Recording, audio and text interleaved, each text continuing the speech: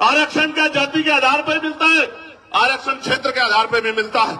आप जाके देखो जम्मू कश्मीर में आरक्षण क्षेत्र के आधार पर मिलता है, आप जाके देखो हिमाचल में आरक्षण क्षेत्र के आधार पर मिलता है, आप जाके देखो उत्तराखंड में आरक्षण क्षेत्र के आधार पर मिलता है। कौन कहता है जाति के आधार पर मिलता है? आरक्षण उनको मिलता है जो पीछे रह गए हैं, जिनका प्रतित्व कम है।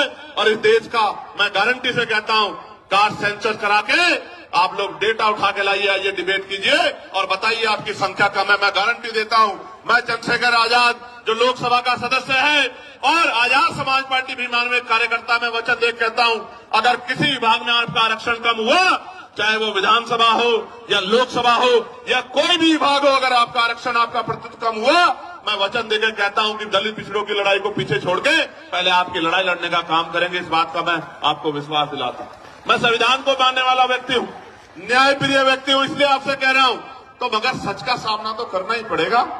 इस देश में अगर आरक्षण आया सबसे पहले तो 1902 में आया, जिसको छत्रपति साहू जी महाराज ने लागू किया, किसी और ने लागू नहीं किया। कुर्मी वंश के छत्रपति साहू जी महाराज ने लागू किया, उससे पहले तमाम न्यायप्रिय लोगों पे था अवसर, उन्होंने लागू नहीं।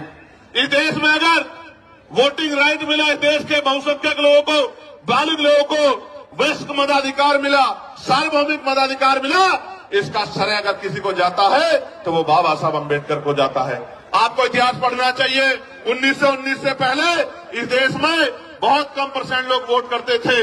मोंटेगो चैनफोर्ड सुधार समिति बनी और सुधार समिति ने नए पैमाने तय किए कि वोट देने का अधिकार उनको मिले जो जमींदार हैं, जो भूमि जिनके पास बड़ी संख्या में है, जो लगान देते हैं, जो टैक्स देते हैं, जो बहुत पढ़े लिखे हैं, जो पूंजीपति हैं, जिन पे व्यापार है।